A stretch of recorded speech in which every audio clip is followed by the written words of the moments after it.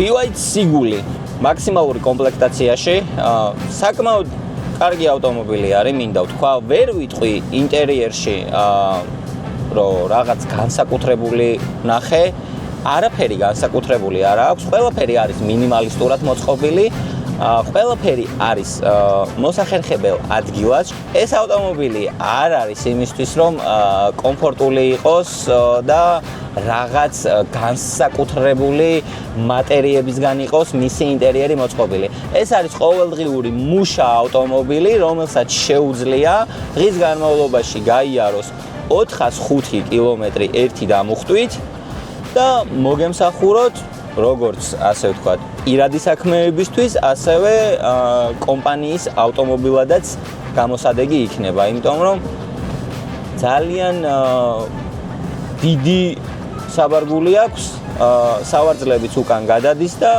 საკმაოდ ტევადიც ხდება.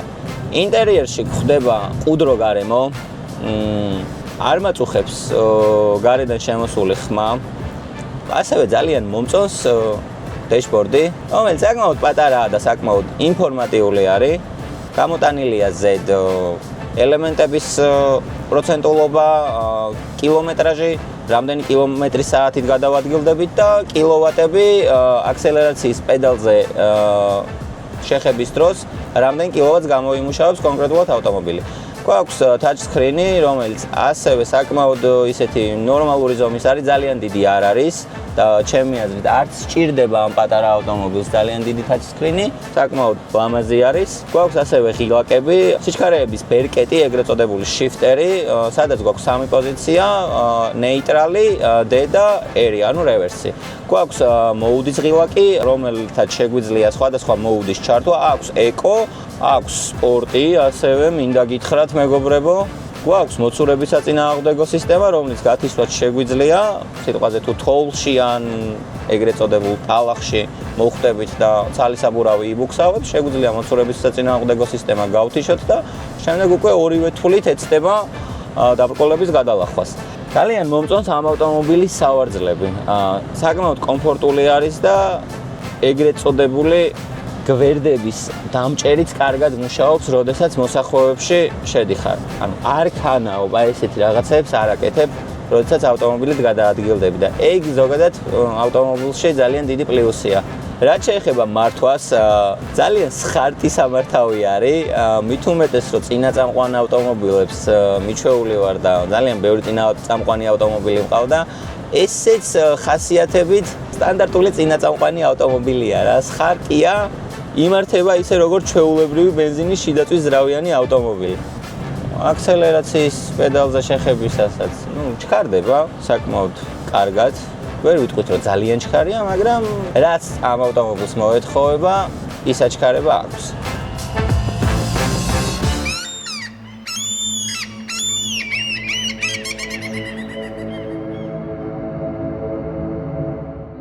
დადგა ის დრო, როდესაც პირველად ვიღებ ელექტროავტომობილს.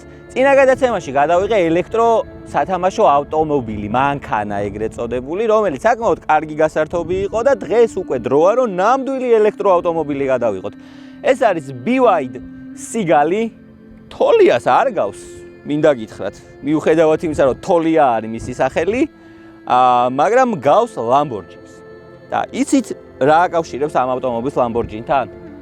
ამ ავტომობილის და Lamborghini-ს დიზაინერი ერთი და იგივე პიროვნებაა. ვიზუალურად წინიდან რო უყურებს საკმაოდ სიმპათიური არის. ბიჭია თუ გოგოა ჯერ ვერ გავიგე, მაგრამ მომწონს. დისკები ნორმალური არის ელექტროავტომობილისთვის, მოდი ესე ვთქვათ. აი ეს შავი დამატებაც კანტიც დიზაინში კარგად ჩდება და მომწონს.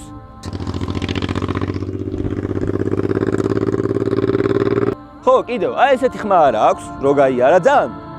ჩუმია, წყნარია, შიგნითაც საკმაოდ ჩუმი და წყნარია. მიუხედავად იმისა, რომ ცოტა დაბალბიუჯეტური მოდელი არის და ასე ვთქვათ, არ მოეთხოვება ამ ავტომობილს ის, რომ გველის ტყავისგან შეკერილი ინტერიერი კონდეს და რაღაცა განსაკუთრებული მასალებისგან იყოს მისი ინტერიერი წარმოებული. არა, ჩვეულებრივად სტანდარტული ტყავის შემცვლელი არის, მოდი ასე ვთქვათ. პლასმასი არის და ყველა ძალიან რაც მომეწონა არის აი ეს ადგილი, სადაც ხშირ შემთხვევაში მძღოლებს და ასე ვთქვათ, გვერდზე მჯდომ ადამიანებს უწევთ ხოლმე ხელის დადება და როდესაც აქ ხელი გიდევს, საკმაოდ რბილი არის და სასიამოვნოა. ყველაზე ძალიან, რასაც ყურადღებას ვაქცევ ავტომობილში, ეს არის საჭი. რა ვქნა, ანუ საჭი არის ის დეტალი, რომელსაც დღის განმავლობაში ყველაზე ხშირად ვეხებით და ნუ აი მოძრაობის დროს საჭეს ხელს ვერ გავუშვებთ ფიზიკურად, ამიტომ ყოველთვის კონტაქტში ვარ საჭესთან. ეხლა რა ხდება?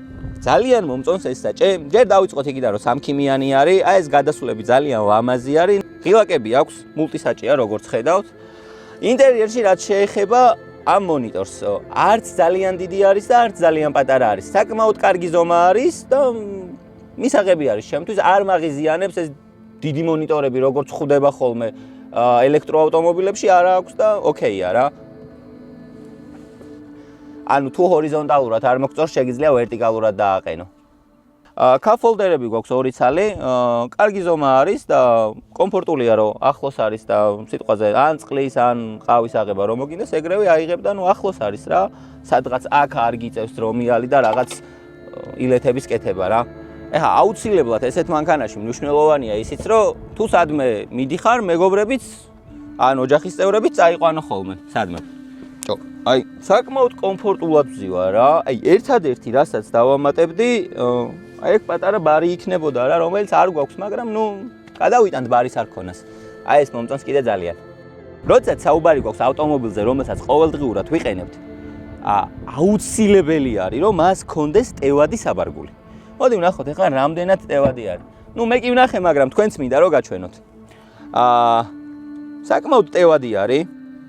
ვერ იტყვი ეხლა რომ აი მთელი ოჯახის ბარგს აიღებ და ჩადებ აქ და წაიღებ სადმე. მაგას ნამდვილად ვერ ვიტყვით, მაგრამ რამოდენიმე ზურგჩანთა თამამად შეგვიძლია რომ ჩავდოთ.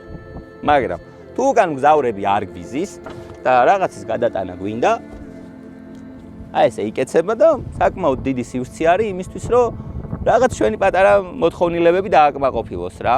სიტყვაზე რაღაცის გადატანა გვინდა, რაღაც დიდი ჩანთა გვაქვს წასაღები, ან ჩვენი არაელექტროძრავიანი ავტომობილის ნაწილები გვაქვს სათრევი, როგორც ეს ავტომოყვარულებს ჩვევიათ. იდეალურია. ყველა ავტომობილს მოყვება თავისი დამტენი. მოდი ახლა ვისაუბროთ ამ ავტომობილის ტექნიკურ მახასიათებლებზე. ალბათ ყველას გაგიჩნდებათ კითხვა, სრულიად დამუხტული რამდენ კილომეტრს გადის ეს ავტომობილი. ეს ავტომობილი სრულიად დამუხტული გადის 405 კილომეტრს. იდეალურ მდგომარეობაში და იდეალურ პირობებში. ანუ სიცივეში ყველას მოგვეხსენება, რომ ელექტროავტომობილებს ქარხნის მიერ საბუთში, პასპორტში, რა ვიცი, Google-ში სადაც გიდათ, რომ უწერია ხოლმე, რომ აი სიტყვაზე გადის 405 კილომეტრს, ზამთრის პირობებში ზოგადად ეს კილომეტრაჟი ცოტათი მცირდება ხოლმე. დაახლოებით 50-60 კილომეტრით მცირდება ხოლმე, ამიტომ უნდა გაითვალისწინოთ ეს. ასევე BYD-ს აქვს ძალიან მაგარი ელემენტები. და როგორი რაღაცაა, იცით, აი წარმოიდგინეთ ელემენტები, ავტომობილის ელემენტები რო ხშირად იტენება, ეს ელემენტი გამოდის ხოლმე წყობრიდან, აი ცოტა ესე გლეხურად რო ავხსნა რა. ეს ელემენტები გამოდის ხოლმე წყობრიდან, ამ ავტომობილის ელემენტები არ განიცდის დეგრადაციას, ასე ვთქვათ, არ ფუჭდება და მეტიც აუცილებელია ხოლმე, რომ მისი ელემენტი თვეში 2-ჯერ, 3-ჯერ მაინც fast charger-ზე დაიტენოს. ეს ძალიან დიდი პლუსია, როდესაც ელექტროავტომობილი ყავს და დარწმუნებული ხარ იმაში, რომ მას კარგი ელემენტები აქვს, იმიტომ რომ ელექტროავტომობილში ზოგადად არის 2 მნიშვნელოვანი რამ. ეს არის ელექტროძრავი და ელემენტი, რომელმაც უნდა იმუშაოს რაც შეიძლება დიდხანს. ამ ავტომობილს შეუძლია თავისი ქარხნული ელემენტებით, რაც ქარხნიდან მოყვება, დაახლოებით ალბათ 2-3 მილიონი კილომეტრის გავლა. მე მგონი კაი შედეგი არის და ჩინელებს ნამდვილად გამოუვიდათ კარგი ავტომობილი.